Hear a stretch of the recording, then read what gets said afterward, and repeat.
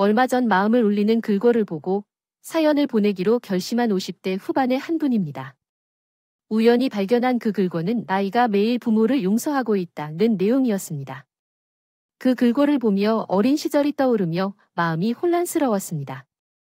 과연 제 부모라는 사람들을 용서하고 살고 있는지도 의문이 들었고 제 아이들에게 용서받을 자격이 있는지도 생각이 들었습니다. 나름대로 받아들인 부모의 사랑을 흉내내며 살아가고 있지만 아이들이 행복해하는 모습을 보면서 알 수 없는 무기력함을 느낄 때가 있습니다.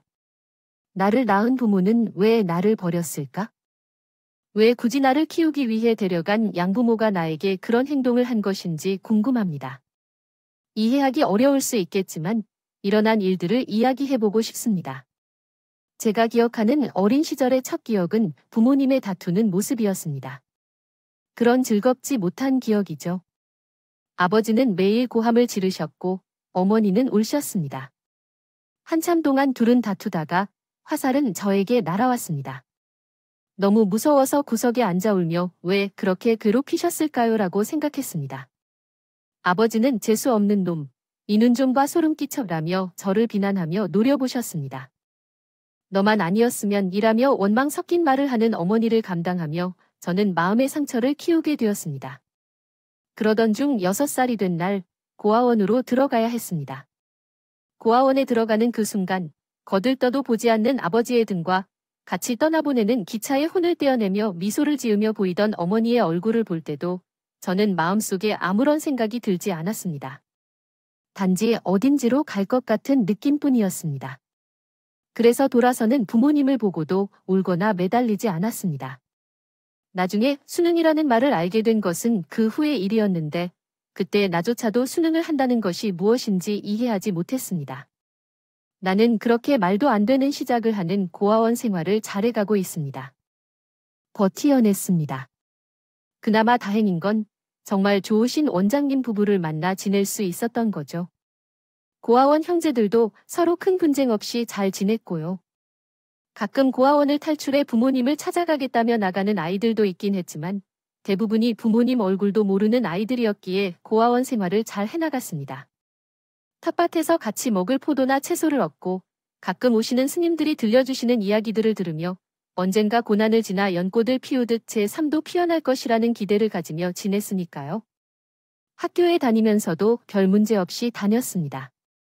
물론 고아라는 딱지는 주변의 친구들을 만들어진 환경이 어려웠던 상황에 처해 있었지만 난 그에게 개의치 않았어. 오히려 놀랄 정도로 평온했어. 어릴 적에 경험한 고통스러운 기억들이 모호하게 나를 부모님에 대한 그리움으로 이끌었던 것 같아. 공업고등학교에 진학해 기술을 배우고 취업하여 돈을 벌게 되면 어떤 것을 할지 고민하며 하루를 보내던 시기였어. 고등학교를 졸업하는 동시에 고아원을 나와야 했기 때문에 걱정이 컸어. 언젠가는 천천히 나이를 먹으며 혼자 자립하는 것이 두렵게 다가왔어. 그러던 어느 날 원장 아버지께서 나를 찾으시겠다고 하셔서 원장실로 갔더니 한 중년 남자가 있었어. 아버지를 찾으시느라 앉아 이야기를 나누고 있던 중년의 남자가 있었습니다. 저에게 다가와서 보여나 내가 널 기억하니? 라며 몸을 일으키는데 그 행동으로 인해 몸이 굳어지는 느낌이었습니다. 그 중년의 남자는 그냥 떠나버리고 아버지였습니다. 제가 놀라 말이 나오지 않자 차를 타고 오시던 원장 어머니께서 보야나, 괜찮니? 알아보겠어 라며 제 팔을 잡아주셨습니다. 그때야 정신이 돌아와서 고개를 끄덕이며 네, 저기, 그게 하며 얼버무리고 있는데 그 중년의 남자는 다시 제 쪽으로 다가오셨습니다. 걸어오면서 오랜만이야 하며 팔을 벌리시려는데요. 나도 모르게 몸을 휘둘렀습니다. 그러자 아버지는 머쓱해진 것 같아서 아이고, 아직도 이렇게 수줍음이 많은구나. 아이들이 많은 곳에서 지내면 좀 나아지려나 싶었는데 하며 애써 웃으셨어요. 어릴 때는 그런 웃는 모습도 보지 못했기 때문에 낯설고 두려웠습니다. 그런데 저에게 원장 아버지께서 너와 함께 지내고 싶다고 하시니 어떻게 생각하세요? 내 생각에는 주말마다 가서 지내보고 조금 익숙해지면 어떨까 싶은데 하며 제 의견을 물어보셨죠. 그러자 아버지는 어이구, 호적이 벅적이 제 아들이라고 돼요. 그런데 그렇다고 적응 기간을 거쳐야 하는 것인지 궁금해졌습니다. 엄마가 아이를 키우는 것이 얼마나 힘들까요? 그래서 어쩔 수 없이 맡겼던데요. 그런데도 같이 살아야 한다고 하며 조금 어색하게 웃으셨습니다. 그러던 중 갑자기 저를 데리러 오신 아버지를 보며 궁금해졌어요. 왜 갑자기 오신 건지 물었더니 아버지가 순간적으로 어릴 때 본 무서운 얼굴을 보여주며 지금이라도 함께 살아보자고 하셨어요. 그 얼굴을 보고 나니 무서워져서 더는 말도 못하고 고개만 끄덕이며 원장실을 나와야 했습니다. 그리고 돌아오는 주말부터 아버지가 주신 주소로 가기로 했어요. 원장님 부부는 우선 한 달 동안 주말에 다녀보고 어떻게 지낼 수 있는지 확인한 후에 완전히 이사를 가자는 계획이에요. 아버지가 엄격하시다는 것 같긴 하지만 그럼에도 불구하고 데리러 오셨다는 것이 의미가 있는 것 같대요. 제가 그때 마음속에 희망을 품기 시작했어요. 이제는 집다운 집에서 살 수 있는 희망이 생겼으니까요. 물론 고아원 생활도 그렇게 안 나쁘지 않았지만 평범한 집에서 생활할 수 있는 희망은 내 안에 기분 좋은 것 같아요. 그리고 주신 주소로 가보니 식당이었어요. 아버지는 나를 보고 맞니? 뭐해? 앞치마 하고 일 안 돕고 라며 내가 가져온 가방을 식당 구석에 두라고 했어요. 아무렇게나 던지더니 일을 시켰습니다.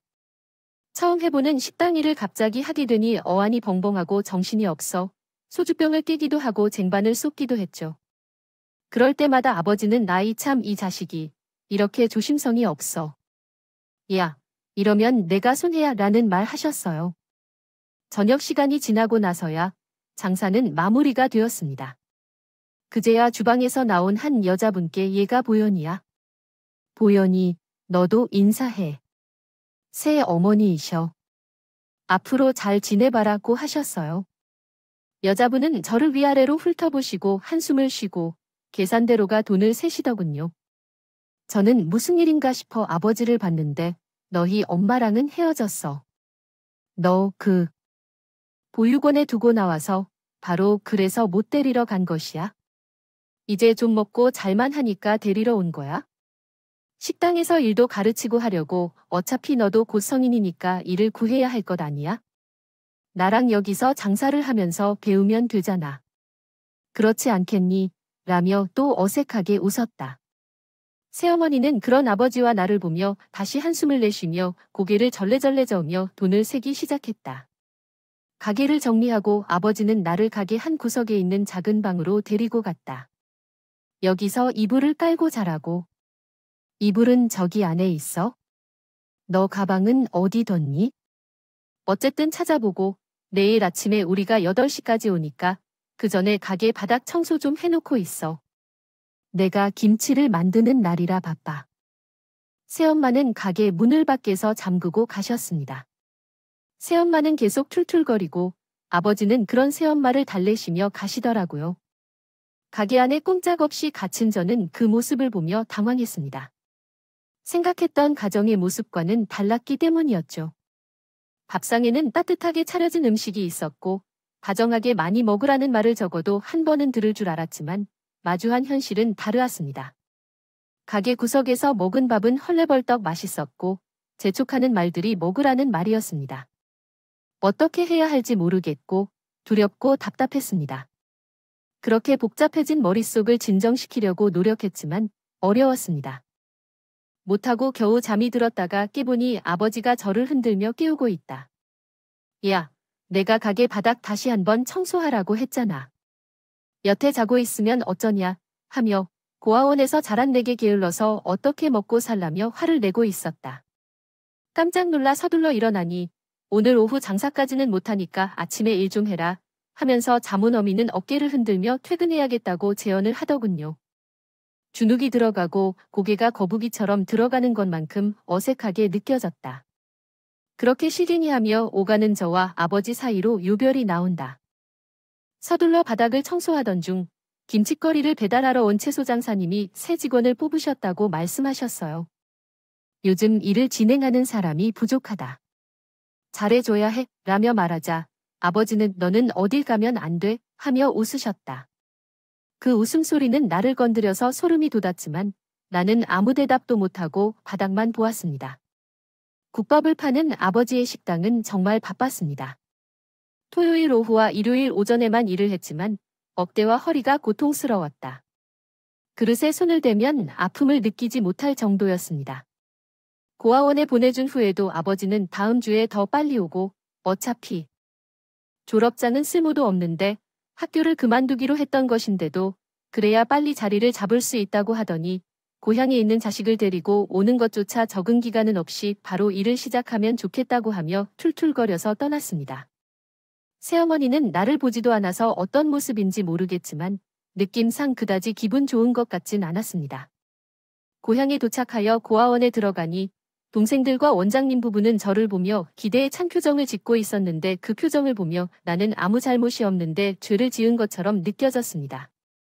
그들의 기대에 못 미치는 생활을 하고 돌아온 나는 그들의 희망마저 방해한 것 같아서요.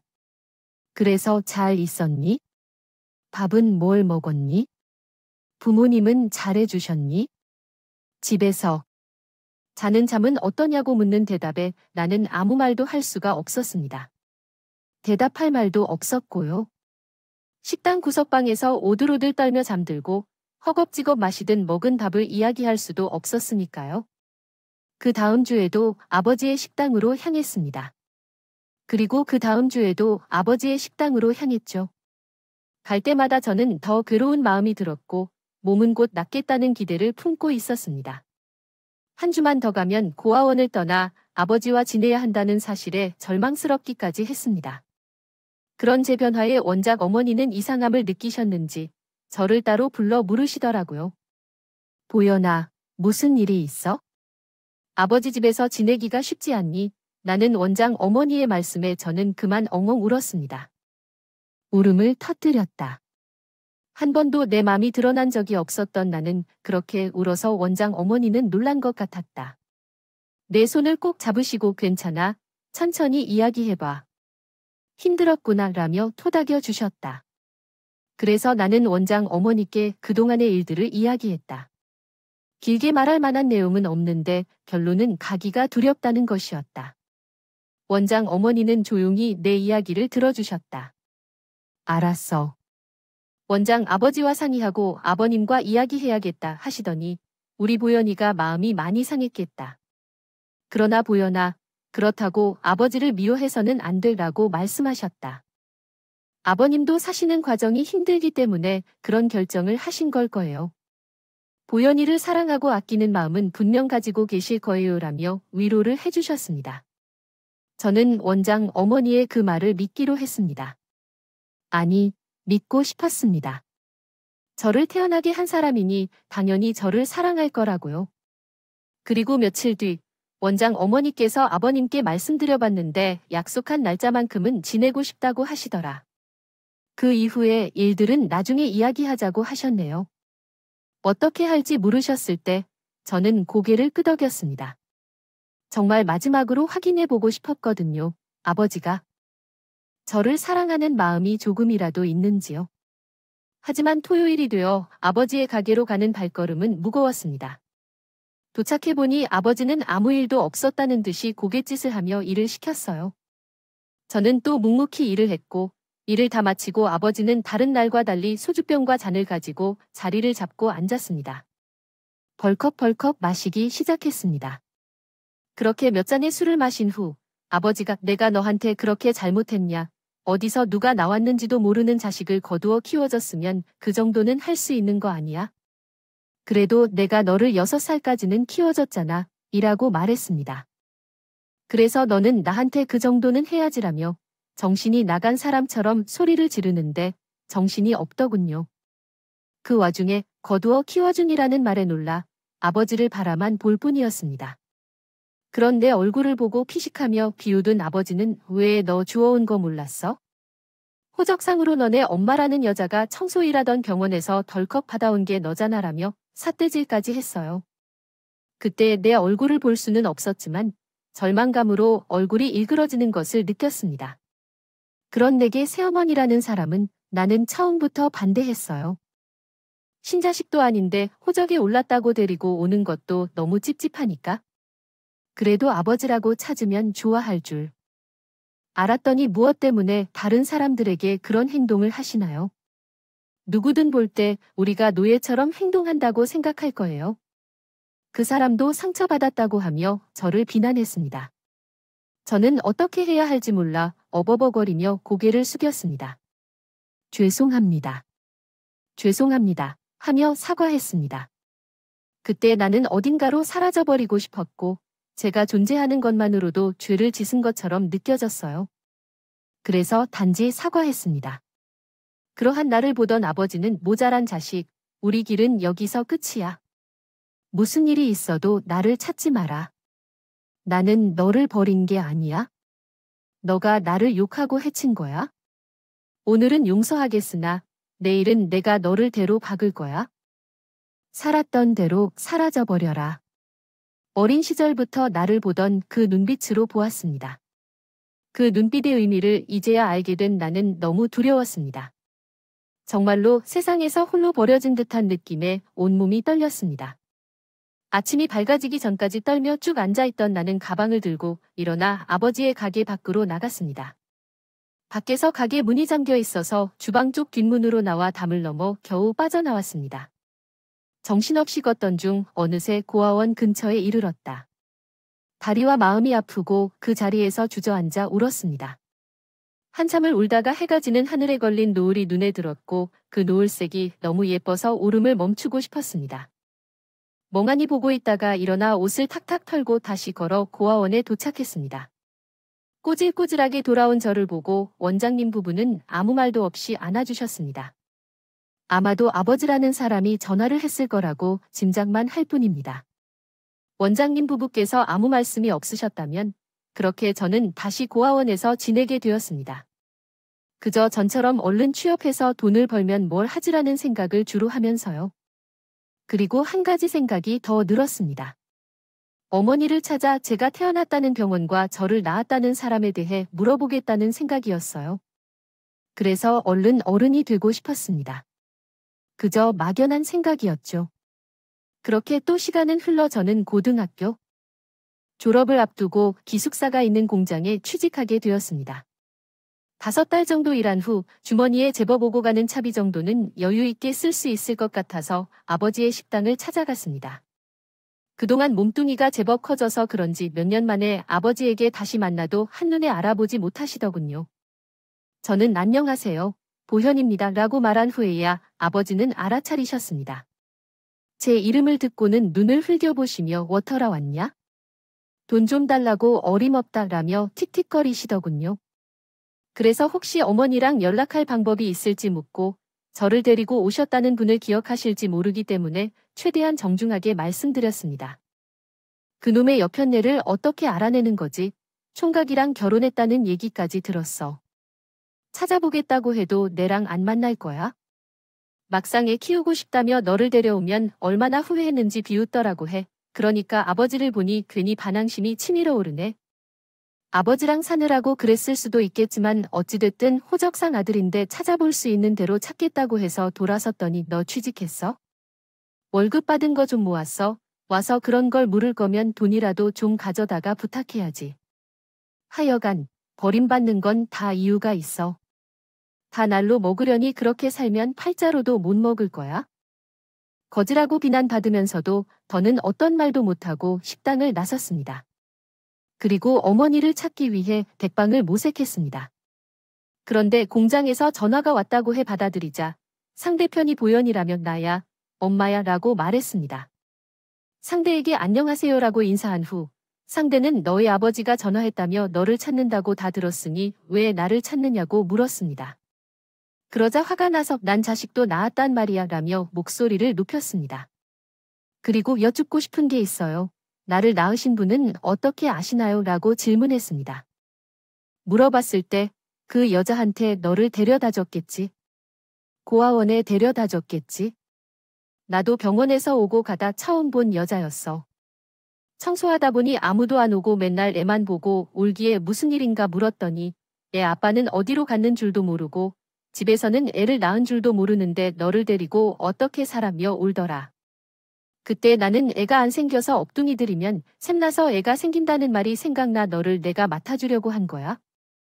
너가 3살 될 때까지만 맡아주면 자리를 잡아데리러 올 거라고 했는데 오지도 않고 전화번호도 없는 번호였다.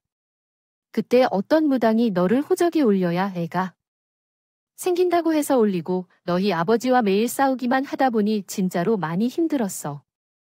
거기가 새생명 산부인과니까 한번 가보는 게 좋겠어. 그리고 너의 생일에 맞춰 입원했던 선무 중에 20대 초반의 여자를 찾아보라고. 혹시 예전 기록이 남아있을지 알아보는 정도야? 어떻게 도움이 될지 너희 아버지를 도와주려던 거야? 그러던데 이야기를 해주면 돈 좀 보태준다더라고. 얼마나 보태줄지 너희 아버지한테는 얼마나 보태줬어? 한 번도 그리워하지 않던 그 어머니가 갑자기 나타나면서 얼마나 줘야 할지 물어봤다고 하더라고요. 그래서 얼마나 주면 좋겠습니까? 이렇게 물었던데 그 이상 없다면 왜 나를 데리고 갔냐고 물었습니다. 그러자 돌아온 대답은? 그러게, 나도 너무 후회한다. 할 말이 없었더군요. 그래서 50만 원 정도는 보내드릴 테니 계좌번호를 알려주세요. 그리고 다시는 찾지 않을 테니 걱정 마시고요. 그러니 어머니도 제가 찾지 않겠다고 그 계좌번호를 불러줬더니 전화를 끊었습니다. 다음날 점심시간에 나가 은행에 돈을 보냈고 토요일 오전 근무를 해준 후에 제가 태어났던 그 병원으로 향했습니다. 로비에 가서 제 사정을 이야기하고 혹시 그때의 기록을 찾아볼 수 있는지 물었더니 그분 자녀라는 증거도 없는데 어떻게 찾아드릴 수 있냐며 안타까운 사정이라도 그랬다간 큰일 나니까 경찰에게 찾아가 보라고 하고 경찰에서 찾아준다면 같이 가고요. 오세요라며 저를 내쫓았던 것 같았어요. 부품 공장에서 일을 하느라 괴로워 보일 수 있는 탓인지 경계하는 눈빛을 보내며 허탈한 마음으로 기숙사로 돌아왔습니다.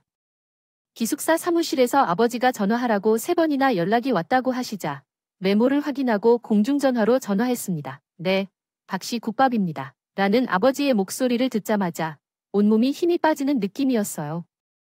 그래서 겨우 네, 저예요. 보연이에요. 라고 말하자 아버지는 너희 엄마한테 50만 원을 보냈다며 찾아주었으니 나한테도 보내야지. 왜 너희 엄마한테만 보내냐고 하셨습니다. 그 꼴통 함부로 한 말이야. 그런데도 내가 먼저 찾아갔는데 어쨌든 너 영장 나왔대. 군대 가야 된다 하더라고. 그 말을 듣자 나름대로 다행스럽다 여기더군. 며칠 후에 퇴근하고 가주러 갈게라고 했는데 그래, 올 때 너 도장 좀 있으면 가져와라고 하니까 알았다고 했다. 그리고 며칠 후에 아버지 식당으로 찾아갔는데 그게 어째서인지 나를 반겨줬더군. 그래서 돈 좀 달라고 부탁하나 싶어 씁쓸하고 있는데 무슨 서류를 몇 장 내밀더군. 보니 무슨 보증서 같은 글이 나와. 이게 뭐냐고 물으니 나는 다른 게 필요 없어. 이런 서류들에만 신경 쓸래라고 했다. 식당이 잘 되어서 좀 확장해야 하는데 돈이 부족해서 돈을 빌려야 했는데 보증인이 필요하다고 해서 도장만 필요하다고 하더라고요. 식당이 잘 되는데 믿고 찍어주세요. 엄마처럼 돈 달라는 건 아니니까요. 내가 군대에 있는 동안 다 갚아 놓을 테니까. 걱정하지 마세요. 그 자리를 빨리 벗어나고 싶었고 더 이상 마주할 일이 없다는 생각에 도장을 찍어주었습니다. 돈을 거두는 것도 아니었고 빌려 쓴 돈을 못 갚으면 아버지가 알아서 처리할 거라고 생각했으니까요. 그래서 군대에 갔습니다. 고아원에서 자라가지 않아도 되는데 어떤 이유에서인지 아버지 집으로 영장이 나와서 속도를 내던 차 안에서 외침이 들려오더니 고아원과 관련된 사건이기 때문입니다. 차라리 잘 되었다며 군대로 가버렸습니다. 저는 지금도 그 선택을 후회하지 않습니다. 군대에 간 것은 정말 잘한 일이라고 생각합니다. 물론 힘들기도 했지만 어디에서도 느끼지 못한 단단한 소속감을 얻을 수 있었고 결코 배신하지 않는 동료를 얻게 되었거든요. 물론 같은 고아원의 형제들이나 동생들에게도 소속감을 느껴봤지만 군대에서의 소속감은 더욱 단단하고 사회적 지위와 같이 느껴졌습니다. 그렇기 때문에 좋았습니다. 부모님께서 면회를 오시면서 동기들이나 선배 후배들을 보면 부럽기도 했지만 그들과 함께 있는 것이 좋았습니다. 잘하면 잘하는 대로 인정받고 보상받는 것도 좋았고요. 그래서 운동도 열심히 하고 몸도 열심히 만들었죠. 휴가도 되도록 나가지 않았습니다. 그러다 보니 마지막 말년 휴가 때 휴가가 엄청 길게 되더군요. 그 시간을 이용해 제가 지낼 곳과 일할 것을 찾아야겠다는 나름의 계획도 세워놓았습니다. 전에 일하던 공장과 비슷한 공장에 취업을 하고 근처에 작은 방을 구해 혼자 지내고 싶었습니다. 아무래도 기숙사에서 지내면 여럿이 지내다 보니 운동하기도 불편하고 마음대로 TV도 못 보니까요. 그래서 말년 휴가를 나와 먼저 지낼 것을 구하고 제대 날짜에 맞춰 들어갈 수 있도록 했습니다. 반지하였지만 주방도 있고 단독 화장실도 마당 끝에 있는 집이었습니다. 그리고 여기저기 이력서를 내고 연락을 기다렸습니다. 제대 예정일과 휴가 마치는 날짜를 적어 놓은 후 제가 약속된 날짜에 전화를 다시 걸기로 했죠. 두 군데서 면접을 보고 싶다고 하더군요. 그래서 준비하라는 서류를 준비해 갔더니 바로 제대하는 대로 일을 할 수 있는 것처럼 두 군데 모두 긍정적으로 말씀을 하셨다고 해요. 제대 후에 다시 찾아뵙기로 하고 저는 부대로 돌아갔습니다. 그때 제 통장에는 방보증금 한 달치와 음식값만 겨우 남았습니다. 마지막 휴가 때도 아끼고 아끼며요. 여인숙에 묵으며 김밥을 먹었고 그렇게 지냈거든요. 안 그러면 제대 후에 생활이 너무 어려울 것 같더라고요. 그래도 희망이 있었습니다. 아무것도 없이 고아원을 떠날 때보다는 더 낫다고 생각해서 스스로 위로하며 열심히 살자고 했습니다. 마침 가까운 곳에 살던 동기 하나가 제대 후에도 자주 보자고 약속했기 때문에 희망을 가져보았습니다. 제대를 하고 돌아오는 길에 그 동기가 같이 타고 왔습니다. 저는 미리 계약한 집으로 가서 나머지 보증금을 내고 들어갔어요. 아무것도 없이 제대 때 챙긴 가방만 들고 들어갔지만 수심이 깊어서 그날 밤을 푹 자고 있는 듯 했어요. 다음 날 아침까지 계속 자고 있었던 것 같습니다. 아침에 일어나자마자 연락하기로 한 회사에 전화를 걸어보려 했으나 불안한 마음을 진정시키지 못하고 콧노래까지 흥얼흥얼하며 가벼운 아침 식사로 라면을 먹은 후 전화를 걸었습니다. 그러나 회사에서는 박보연 씨는 신용불량자로 등록되어 있어 취업이 어려울 것 같다는 말을 듣고 안타깝지만 인연이 아니라는 답변을 받았습니다. 이에 놀라며 다른 회사에도 연락해봤지만 마찬가지로 같은 답변만 받았습니다. 황당해하며 실망한 채로 정신이 흩어지던 순간 아버지의 보증이 떠올라서 바로 아버지의 식당에 위치한 처치를 가려고 했습니다. 저는 그 식당을 방문했습니다. 여전히 장사는 잘 되고 있었고 말처럼 식당을 확장한 것을 발견했습니다. 식당에 들어가니 손을 휘저으며 나가라는 제스처를 하는 아버지가 계셨습니다. 돈을 안 갚으셨어요. 제가 신용불량이라는데 이게 무슨 소리예요? 라며 소리쳤더니 나가. 어디서 행패야? 아니, 돈이 없어서 못 갚은 걸 어떻게 해? 전에도 말했잖아. 내가 그래도 너 6살까지 먹이고 입혀 키웠으면 그 정도는 내가 알아서 해야지. 막상 가게를 넓힌 결과 돈을 많이 들였는데 못 갚을 정도인데 불편하면 내가 갚던가라며 식당 밖으로 밀어내셨습니다. 기가 차고 어이가 없는데 처음부터 작정을 했구나 싶었더군요.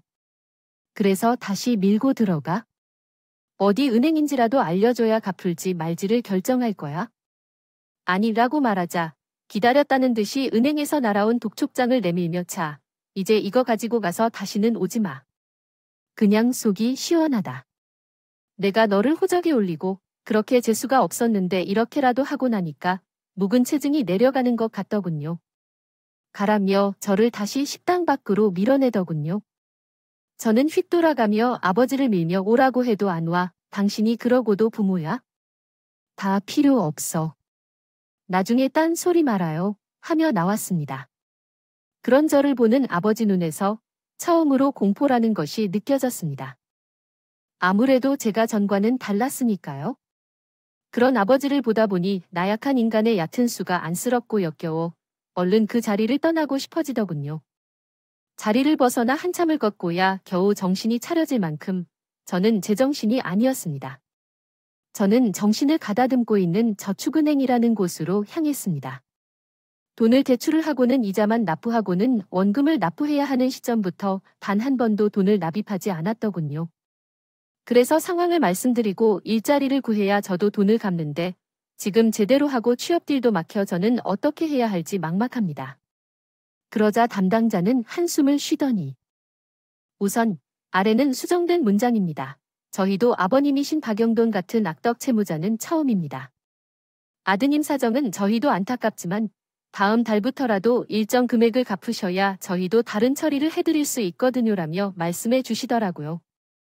일단 다음 달부터 가장 적은 금액으로 책정하여 갚겠다는 서류에 사인을 하고 저축은행을 나오자마자 저는 눈물만 나더군요. 맨정신으로는 안 될 것 같아 술을 마시고 싶은데 혼자서는 마시기 싫어 동기가 적어준 번호로 전화를 했습니다. 동기는 제 목소리가 심상치 않았는지 술 한잔 하자는 제 말에 이쪽으로 원래 기가 막힌 족발집이 있다고 말하더라고요. 그래서 동기가 말해준 쪽으로 가니 정말 엄청 큰 족발집이 있더군요. 들어가니 동기가 족발을 썰면서 어서 와. 우리 어머니 가게야. 동생이랑 나랑 같이 돕고 있어. 앉아 내가 기가 막히게 맛있는 부위로 줄게라며 웃고 있더군요. 그래서 동기가 말한 자리에 앉았다. 한 여자가 어서 오세요. 우리 오빠 때문에 고생 많이 하셨죠. 오늘은 마음껏 드세요. 라며 이것저것 가지고 오더라고요. 그래서 저는 인사를 하고 주는 대로 앉아 먹었습니다. 원래 족발집이 이런 건지 그때는 몰랐지만 정말 맛있었습니다. 소주도 먼저 내주어 술과 반찬, 족발을 먹고 있는데 한참 지난 후에야 동기가 제 앞에 와서 안 먹었어? 이제야 하더군요. 손님이 빠진 것 같아. 벌써 이렇게 많이 마셨어. 왜 일인데 그래?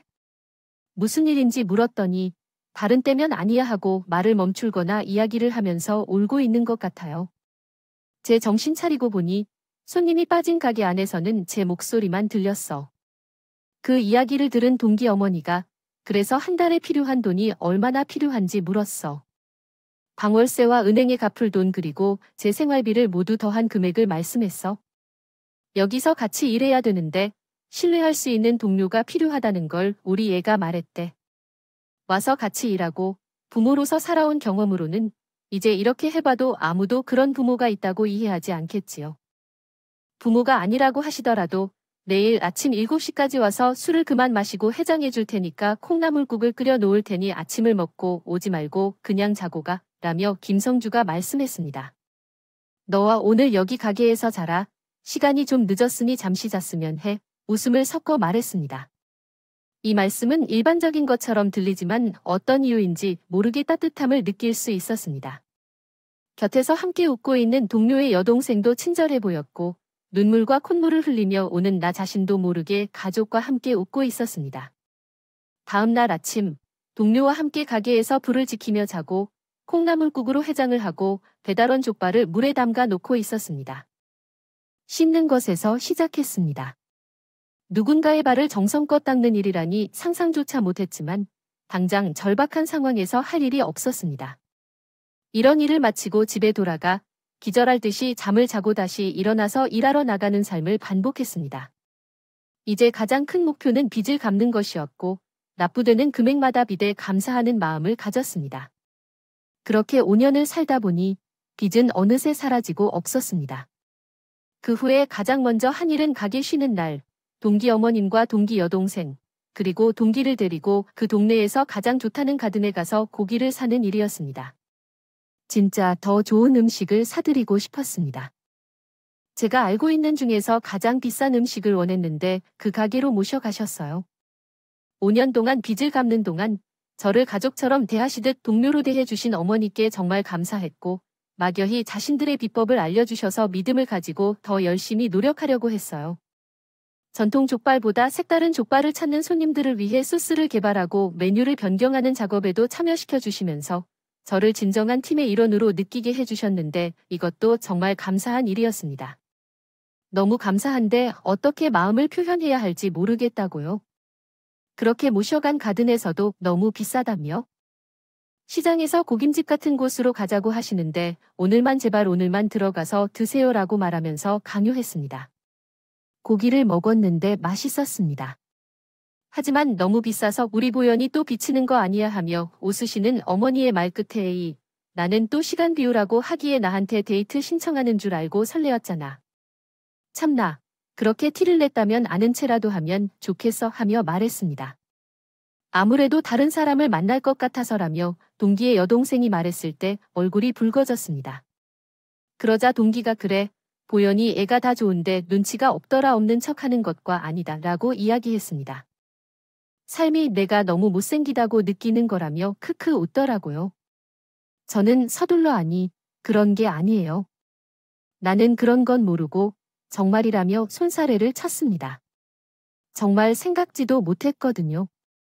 그러자 동기의 여동생은 그럼 나랑 결혼할 거예요. 말 나온 김에 확실히 합시다라며 저를 보며 말했습니다. 그런데 저는 대답 대신 울어버렸습니다. 한참을 울면서 저 같은데 정말 가족이 돼도 되세요? 라며 받아만 주시면 감사합니다라고 말했습니다. 그러자 어머님께서 제 손을 잡으시고 이런 데서 고기도 사주는 사이면 내가 출세했는데 우리 보연이만 남은 사람이야 하셨습니다. 어디서 그러니 내처럼 성실하면서 무엇이든 해내려고 하는 사람이 어디에 있겠어요. 제가 당신이 우리 삶이 싫다고 말할까봐 걱정했다고 하니까 웃으시더군요. 동기는 뒤돌아 울고 있고요. 동기의 여동생은 뭐야, 나 시집가야 돼 하며 웃으면서도 눈물을 흘렸다고 해요. 그래서 우리는 그 자리에서 정말 가족이 되기로 했습니다. 어머니는 그날 기분이 좋으시다 하시며 오시는 손님들에게 서비스를 제공하셨고요. 저희의 예식은 저희 지역에서 가장 좋고 큰 예식장에서 열렸어요. 오시는 손님들에게도 청첩장을 보내드렸는데 오랜 손님들은 많지 않아도 추측이 많은 분들이 오셔서 직접 축하해 주셨어요. 많았죠. 그리고 우리가 한 일은 2호점을 개점하는 것이었습니다. 어머님과 형님이 1호점을 계속하고 우리 부부는 신도시 지역에 2호점을 열었어요. 홍보를 했지만 장사가 잘 되지 않아 마음을 졸였지만 빠른 속도로 매출이 증가했어요. 지금은 하루도 쉬지 않고 매일 일을 하고 있습니다. 직원들은 성교대로 일하며 가장 바쁜 시간에 가장 오랫동안 근무하고 있습니다. 휴무는 돌아가며 가지고 있어요.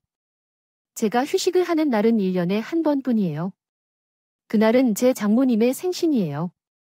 가족들이 다 모여서 함께 식사를 합니다. 아내는 얼마 전에 구입한 세 번째 건물 덕분에 요즘 정신이 없어 하셔요.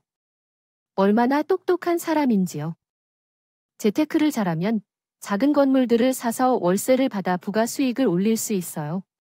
지난달에는 매출이 드디어 1호점을 따라잡았어요. 형님이랑 우리 보연이는 맨날 아무것도 못 사고 철미한테 다 주고 건물만 산다고 해도 저는 하나도 안 부러워하면서 웃어요. 하지만 아내는 그런 형님의 행동에 민감해해요. 저는 진짜 용돈 20만 원 다 쓰면 안 쓸 데도 없고 아내가 마련한 건물이라도 가보면 배만 부르면 되니까 뭐 그걸로 끝이지. 양부모님은 그 후에 어떤 소문을 들었는지 몇 번 찾아봤지만 저희 어머님이 당신들이 이 지역에서 살기 싫어하는 건 부모로서의 책임감을 다하지 못하는 것에서 나온 거잖아 라고 말씀하셨어요. 패망스러운 일들이 있었어요. 당신들이 나를 모르면 알아보고 오라고 하고 제대로 된 밥을 먹일 테니까 하고 보내셨다는 얘기를 들려왔어요. 아버지라는 분은 어머니라는 여자가 모든 걸 들고 도망가 가버리고 가게를 닫고 술만 마시며 산다는 소문을 듣게 되었습니다. 어머니는 새로운 집에서 견딜 수 없어 다른 곳으로 가버린다고 하죠. 그래서 저는 과연 이런 부모라는 사람들을 마음속으로라도 용서해야 하는가 하는 생각을 합니다. 아직 어린 시절의 상처가 그대로 남아있는지 아직도 다스려지지가 않아서요. 시간이 좀 지나면 나도 마음이 조금은 다스려질 수 있을까요? 어린이조차도 못할 것 같은 생각이 들어요. 어리석군요. 하지만 우리 아이들에게만은 좋은 아빠라는 말을 듣고 싶어 합니다. 아내의 도움으로 정말로 아름답게 기르려고 노력했거든요. 그래서 아이들은 제처럼 먼지 하나 없어서 감사할 따름입니다. 이 모든 건 잘 만나고 잘 받아들인 덕인 것 같아요. 그래서 앞으로도 더 열심히 살아보려고 합니다. 족발도 열심히 깨끗이 닦고 요리하면서요. 그렇게 하다 보면 이대로 행복하게 살 수 있겠죠. 여러분들도 평안하시길 바래요. 행복하세요. 제 같은 사람도 견뎌내면 웃는 날이 온대요. 모두가 행복했으면 하는 바람으로 글을 마칩니다. 지금까지 사연을 들어주셔서 감사합니다. 사내가 재미있으셨다면 구독과 좋아요를 눌러주세요. 감사합니다. 안녕히 계세요.